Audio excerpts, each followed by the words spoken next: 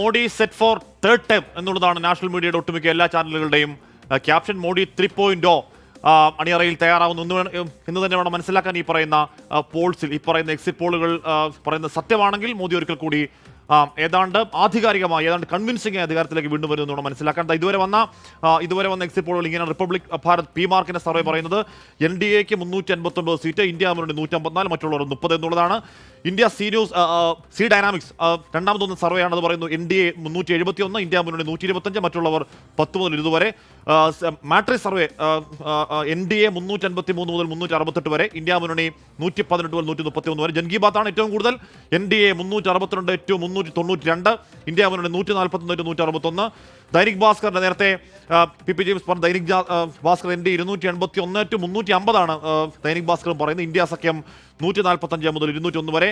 News nation പറയുന്നു 342 മുതൽ 378 വരെ NDA, 153 മുതൽ 169 വരെ ഇന്ത്യ. പി മാർക്ക് പറയുന്നു 359 NDA, ഇന്ത്യ 154, മറ്റുള്ളവർ 30. ആദ്യം വന്ന സർവേ അത് തന്നെയാണ് പി മാർക്കിന്റെ സർവേ. ഇനി വരാനുള്ളത് എന്താണ്? ആക്സിസ് മൈ ഇന്ത്യയുടെ സർവേ ആണ്. അതിൽ ഓരോരോ സംസ്ഥാനങ്ങൾ കടന്നു വരുമ്പോൾ 543-ൽ 268 സീറ്റുകളുടെ പ്രവചനം വരുമ്പോൾ 165 മുതൽ 184 വരെ NDA, 79 മുതൽ 100 വരെ ഇന്ത്യ സഖ്യം, മറ്റുള്ളവർ 3 മുതൽ 11 എന്നുള്ളതാണ് റിപ്പബ്ലിക്കിന്റെ. കേരളത്തിലെ പ്രൊഡിക്ഷൻ കൂടി ആകാംക്ഷയാണ്. ഒരുപക്ഷെ കേരളത്തിൽ ആദ്യമായി BJP ലോക്സഭയിലേക്ക്, NDA ലോക്സഭയിലേക്ക് അധികാരത്തിലേക്ക് എത്തുന്നു, അല്ലെങ്കിൽ ലോക്സഭയിലേക്ക് ഒരു അക്കൗണ്ട് തുറക്കുന്നു എന്ന പ്രത്യേകത എല്ലാ സർവേകളും കേരളത്തിൽ നിന്ന് പറയുന്നുണ്ട്.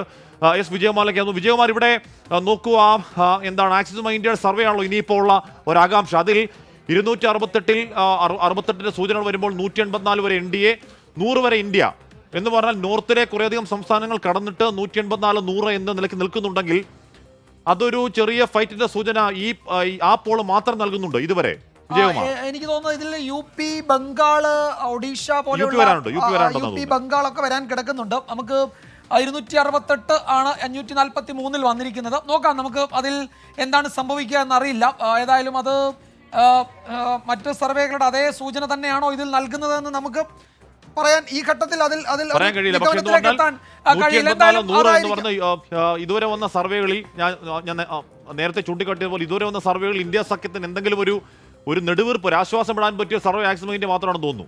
യെസ്, അതിനിടയിൽ ചില സർവേകൾ, ഇപ്പോൾ ഇന്ത്യ TVയുടെ ഒരു സർവേ NDA സഖ്യം 400 കടക്കും എന്ന് പറയുന്ന ഒരു കണക്ക് നേരത്തെ കണ്ടിരുന്നു. അതായത് അതിൽ അല്പസമയത്തിനൊക്കെ നമുക്ക് ആ കണക്കിന്റെ വിശദാംശങ്ങൾ കൊടുക്കാം. അതിൽ 401 NDA സഖ്യത്തിന് അതിൽ പറയുന്നത്. അതിൽ അത് കൃത്യമായി നോക്കണം ഏതാണ്. ഇന്ത്യ TV CNX ആണ് പറയുന്നത് 371 മുതൽ 401 വരെ. ഇന്ത്യ TV CNX പറയുന്നത് 370 മുതൽ 401 വരെ. ഇന്ത്യ സഖ്യത്തിന് 139. അതായത് ഇന്ത്യ TVയുടെ CNX ആണ് കണക്ക് പറയുന്നത്. ഏതാണ്ട് 400 സീറ്റ് BJP NDA കടക്കുമെന്ന് പറയുന്ന ഒരു സർവേ കൂടി ഇപ്പോൾ വരുന്നുണ്ട്. എന്തായാലും ഈ നമ്മൾ ഇനി ഒരു പക്ഷേയുള്ള ആകാംക്ഷ ഈ India today, my India access തന്നെ ആയിരിക്കാം. ഇതിനോടകം പ്രധാനപ്പെട്ട സർവേകളൊക്കെ വന്നിട്ടുണ്ട്. നമ്മളുടെ സ്ക്രീനിൽ തന്നെ നോക്കാം. അതിൽ തന്നെ ഈ പോൾ ഓഫ് പോളിൽ എല്ലാം ഒരേപോലെ കൊടുക്കുന്നുണ്ട്. എല്ലാ കണക്കുകളും ഇതിനോടകം വന്ന മുഴുവൻ കണക്കുകളും അതിലുണ്ട്. മുഴുവൻ ടെലിവിഷൻ ചാനലുകളുടെയും ഉണ്ട്. CNN ന്യൂസ് 18 നമ്മൾ ആദ്യം പരിശോധിച്ചാൽ 351-ൽ 236 ആണ് ഇതുവരെ 351 ആണ് ഇതുവരെ വന്നത്. അതിൽ 236 NDAക്ക് പറയുന്നുണ്ട്. അതുപോലെ ഇന്ത്യ സഖ്യത്തിന് 65, പിന്നീട് ABP നോക്കിയാൽ 365-ൽ 253, 139, 10 റിപ്പബ്ലിക്കിന് 543-ൽ 543 വന്നതിൽ 368 NDAക്ക് അവർ പറയുന്നുണ്ട്. പിന്നീട് റിപ്പബ്ലിക്കിന്റെ മറ്റൊരു ഏജൻസി നടത്തിയ സർവേയിൽ 359 പറയുന്നുണ്ട്.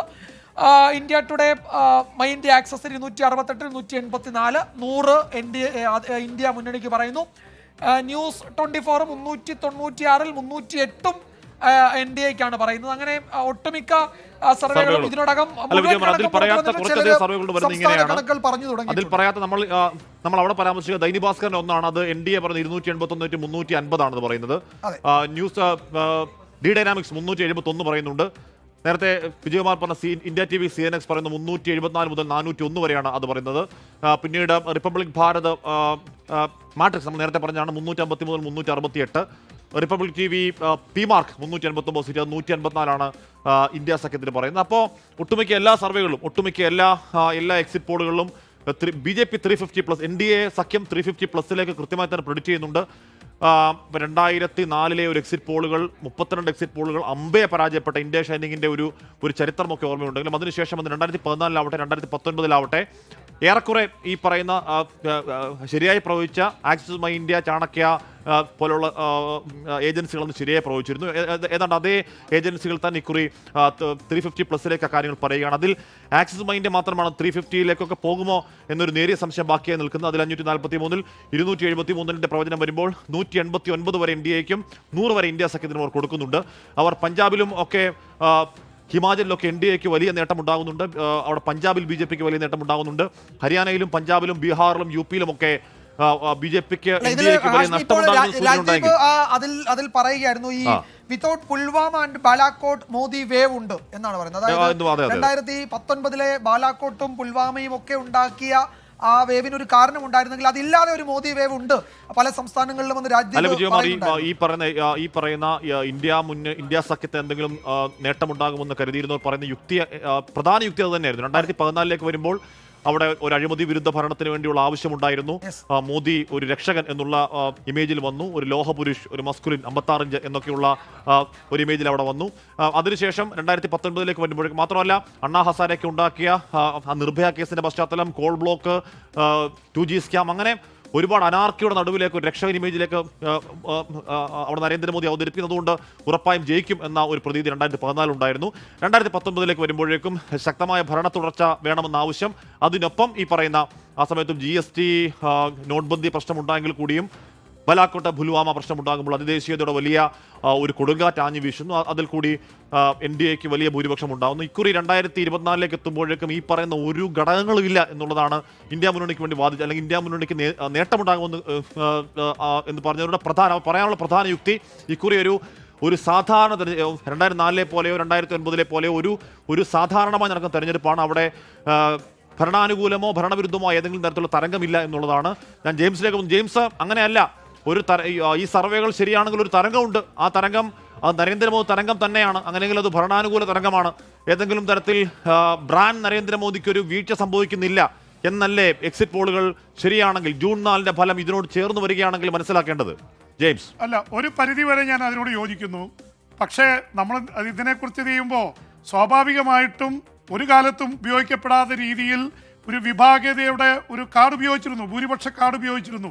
ആ ഭൂരിപക്ഷ കാർഡിന് അതുപോലെ തന്നെ BJP അധികാരത്തിൽ വരുമ്പോൾ അവർക്ക് നൽകിയിരുന്നൊരു മാൻഡേറ്റ്, രാമക്ഷേത്ര നിർമ്മാണം, സിവിൽ കോഡ്, കാശ്മീരിൻ്റെ 370 എടുത്തുകൾ, ഇങ്ങനെ തുടങ്ങിയിട്ടുള്ള ഒരുപാട് അജണ്ട BJP നേതാക്കൾക്ക് RSS അടക്കമുള്ളവർ നൽകിയിരുന്നു.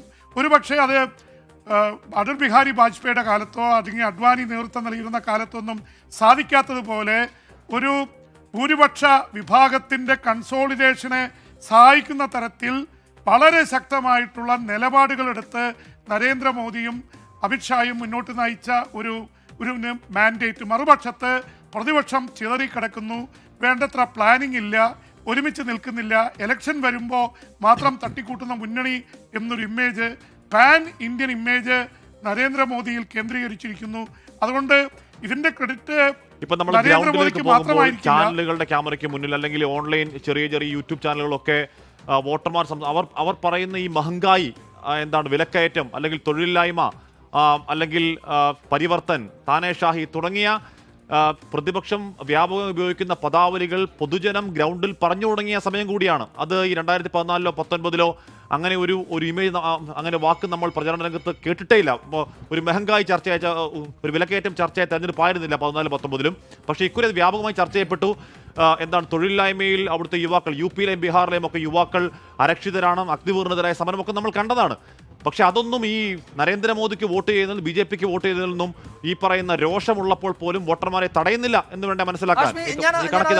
ഒരു കാര്യം കൂട്ടിച്ചേർക്കട്ടെ. ഇപ്പോൾ ഈ പറയുന്നത് ഇപ്പൊ 350+ ആണ് നരേന്ദ്രമോദി BJP NDA സഖ്യത്തിനെങ്കിൽ, ഞാൻ ഈ എക്സിറ്റ് പോളിലെ ഇതുവരെ വന്ന ഫലസൂചന, ഇപ്പോൾ മൈ ഇന്ത്യ ആക്സസിന്റെ കണക്ക് നമുക്ക് വന്നിട്ടില്ല, അത് വരുന്നതിന് മുമ്പ് ഇതാണ് ട്രെൻഡെങ്കിൽ അടിസ്ഥാനപരമായി ഒരു കാര്യം ഇതിൽ നമ്മൾ വിസ്മരിക്കരുത്. കാരണം ഈ തെരഞ്ഞെടുപ്പിൽ വോട്ട് രേഖപ്പെടുത്തിയതിൽ കൂടുതൽ വനിതകളാണ്. എനിക്ക് ഇന്നത്തെ കണക്ക് കിട്ടിയിട്ടില്ല.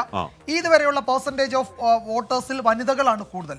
ഇതിൽ വനിതകൾ എന്ന് പറയുമ്പോൾ അതിൽ ഈ പ്രധാനമന്ത്രി നരേന്ദ്രമോദിയുടെ ഈ ലാഭാർത്ഥി പ്രോജക്റ്റുകൾ എന്ന് വെച്ചാൽ ഈ ആളുകൾക്ക് ഏറ്റവും പ്രധാനം ഈ റേഷൻ, ഈ സൗജന്യ റേഷൻ കാര്യക്ഷമമായി വോട്ട് കൊണ്ടുവരുമെന്ന് അതുപോലെ തന്നെ ഈ വീടുകളിൽ ശുദ്ധജലം പൈപ്പ് വെള്ളം എത്തിക്കുക, അതുപോലെ ശൗചാലയം, അതുപോലെ തന്നെ ഈ മുദ്രാ യോജന, പിന്നെ ഉജ്ജ്വല സ്കീം, ഗ്യാസ്, ഇതിനൊക്കെ ഉപരി മറ്റൊരു പ്രധാനപ്പെട്ട സംഗതി, അതായത് നമ്മളിതിനെ മൈന്യൂട്ടായിട്ട് ഗ്രാസ് റൂട്ട് ലെവലിൽ പരിശോധിക്കുമ്പോൾ സാനിറ്ററി പാഡ് വനിതകൾക്ക് 1 രൂപയ്ക്കാണ് ഈ നമ്മളുടെ എന്താണ് പറയുക പ്രധാനമന്ത്രി ഭാരതീയ ജനൌഷധി പരിയോജന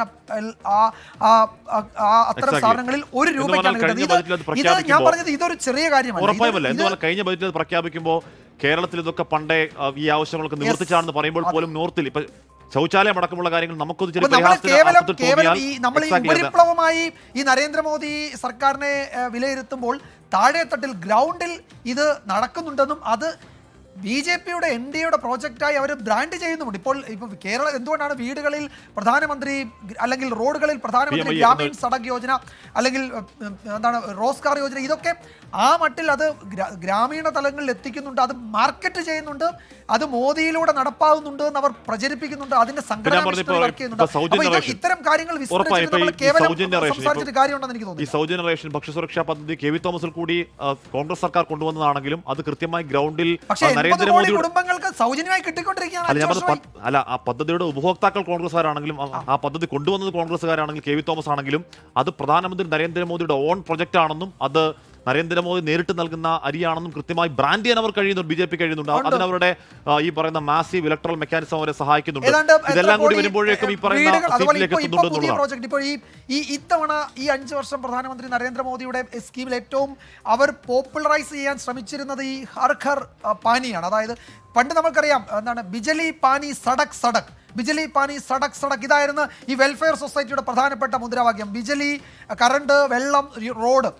അതിനെ വേറൊരു തരത്തിൽ ഈ സർക്കാർ ഉപയോഗിക്കുന്നുണ്ട് കഴിഞ്ഞ 2 ടേമിൽ എന്നത് അതൊരു റിസൾട്ട് ഓറിയന്റഡ് ആണ് എന്നത് നമ്മൾ ഈ ഘട്ടത്തിൽ ഞാൻ ഈ പറഞ്ഞ ഇപ്പോഴും ഞാൻ എക്സിറ്റ് പോളിലെ ഈ 350 എന്ന ഫിഗർ വെച്ചാണ് ഞാൻ സംസാരിക്കുന്നത്. കണക്കുകൾ ഒരിക്കൽ കൂടി നോക്കിയാൽ അവിടെ ഇന്ത്യ സഖ്യം 100-ന് മുകളിലേക്ക് പോകുന്നതിന് 2 സീറ്റ് കുറയുന്നുണ്ട്. മറ്റ് സംസ്ഥാനങ്ങളിലേക്ക് പോകുമ്പോൾ അതൊരു സൂചനയാണെന്ന് തോന്നുന്നത്. UP-യിലേക്കൊക്കെ കടക്കലാണെന്ന് തോന്നുകയാണ്. അവിടെ ത്രിപുരയിൽ BJP എന്താണ് 2 സീറ്റും ത്രിപുരയിൽ BJPക്ക് കിട്ടുന്നു. ഇന്ത്യ സഖ്യത്തിനൊന്നും അവിടെ നേട്ടമുണ്ടാക്കാൻ കഴിയുന്നില്ല. അപ്പോൾ കൂടുതൽ സംസ്ഥാനങ്ങളിലേക്ക് പോകുമ്പോൾ അവർ ആദ്യഘട്ടത്തിൽ ഇന്ത്യ സഖ്യത്തിന് കൊടുത്തിരുന്ന ഒരു നേരിയ മുൻതൂക്കം എന്ന് പറഞ്ഞാൽ ഒരു നേരിയ ഉണർവ് അത് കുറയുന്നു എന്നാണ് മനസ്സിലാക്കാൻ.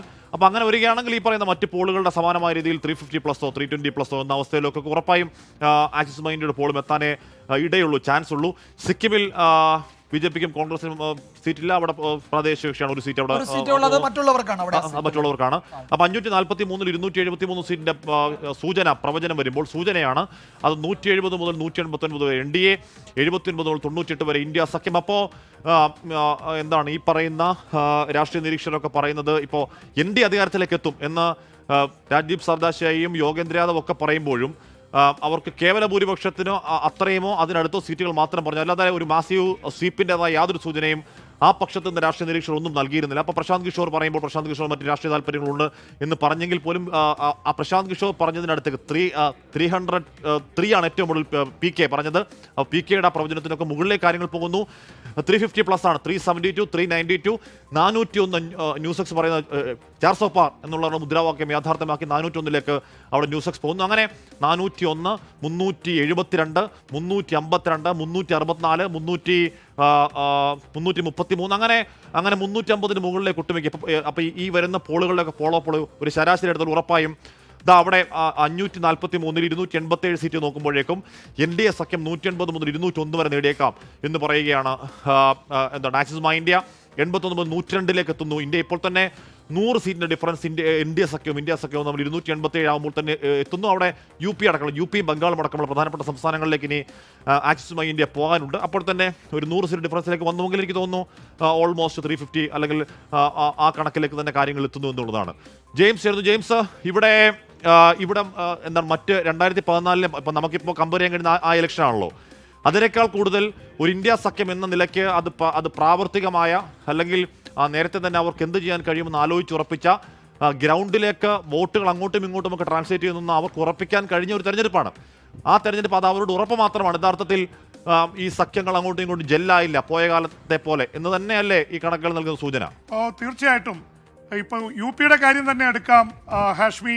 യു പിയിൽ സമാജ്വാദി പാർട്ടി അഖിലേഷ് യാദവിൻ്റെ നേതൃത്വത്തിലും രാഹുൽ ഗാന്ധിയുടെ നേതൃത്വത്തിൽ കോൺഗ്രസും ചേർന്നപ്പോൾ പ്രത്യേകിച്ച് അവിടെ യു പിയിലെ തൊഴിലില്ലായ്മയും പ്രശ്നങ്ങളും എല്ലാം അടക്കം ഒരുപക്ഷെ ബി ജെ പിക്ക് എതിരെയുള്ളൊരു തരംഗമുണ്ടാക്കാൻ കഴിയുമെന്നൊക്കെ അവർ അവകാശപ്പെട്ടിരുന്നു. പക്ഷെ അവിടെ ബി ജെ പി തന്നെ വലിയ മൃഗീയ ഭൂരിപക്ഷത്തിലേക്ക് പോകുന്നു എന്ന് പറയുമ്പോൾ അഖിലേഷ് യാദവ് രാഹുൽ ഗാന്ധി സഖ്യം അല്ലെങ്കിൽ കോൺഗ്രസ് സമാജ്വാദി സഖ്യം അവിടെ ക്ലിക്ക് ചെയ്തില്ല. ഡൽഹിയിലെത്തുമ്പോൾ ആം ആദ്മി പാർട്ടിയും കോൺഗ്രസും ചേർന്നപ്പോൾ 1+1 എന്ന് നമ്മൾ കണക്കൂട്ടി, അത് വിജയിച്ചില്ല. അങ്ങനെ ഓരോ സംസ്ഥാനങ്ങൾ, ഇപ്പോൾ ബീഹാറിൽ മറ്റു പല സംസ്ഥാനങ്ങളിലും ഒരുപക്ഷെ നമ്മളെ ഏറ്റവും കൂടുതൽ അത്ഭുതപ്പെടുത്തുന്നത് ബംഗാളും ത്രിപുരയാണ്. ഒരു കാലത്ത് ബംഗാളും ത്രിപുരയും ഇടതുപക്ഷത്തിൻ്റെ കോട്ടയായിരുന്നു. ബംഗാളിൽ പിന്നെ തൃണമൂൽ കോൺഗ്രസ് വന്നു. തൃണമൂൽ കോൺഗ്രസ് കഴിഞ്ഞ ഒരു 10 വർഷത്തിലേറെയായിട്ട് അവരുടെ കുത്തകയാണ്. പക്ഷേ തൃണമൂൽ കോൺഗ്രസിനും അടി പതറുന്നു എന്ന സൂചനയാണ് കാണുന്നത്. 23 മുതൽ 25 വരെ സീറ്റുകളിൽ പല സർവേകളിലും ബി ജെ പി ആണ് മുന്നിൽ. 17 സീറ്റിലേക്ക് ഒതുങ്ങുന്നു തൃണമൂൽ കോൺഗ്രസ്. മമതാ ബാനർജിക്ക് ഞാൻ കംപ്ലീറ്റ് പോയെന്ന് പറയുന്നില്ല, കോൺഗ്രസിനും സി പി എമ്മിനും അവിടെ ഒന്നുമില്ല. അപ്പോൾ ബംഗാളിൽ കോൺഗ്രസും സി പി എമ്മും പരാജയപ്പെടുന്നു. ത്രിപുരയിൽ ബി ജെ പി നേട്ടമുണ്ടാക്കുന്നു.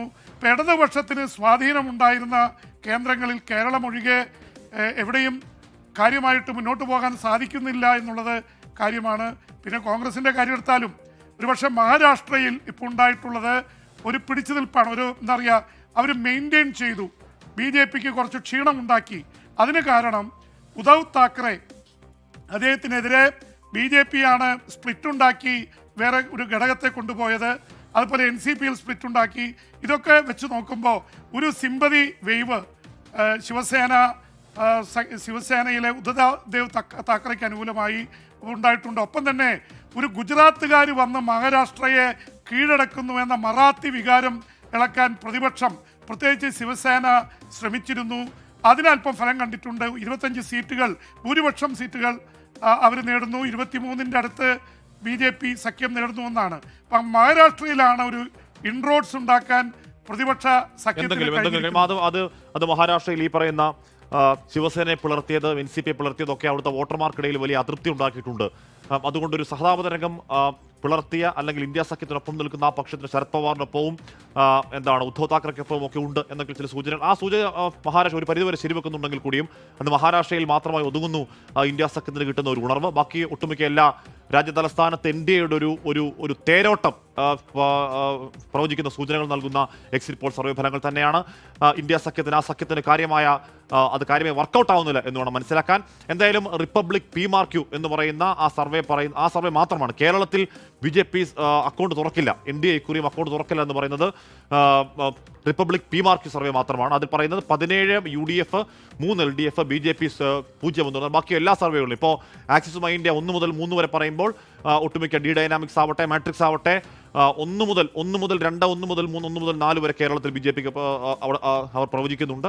PMRQ മാത്രം 0, BJP 0 എന്നതാണ്. കുറെ അധികം ചെറിയ ചെറിയ സർവേകളാണ് ഇനി ബാക്കിയുള്ളത്. പ്രിയപ്പെട്ട പ്രേക്ഷകരെ, തിരികെ വിധി ദിനത്തിൽ 24 മാജിക് ജൂൺ 4 ചൊവ്വാഴ്ച രാവിലെ 5 മണി മുതൽ 24-ൽ.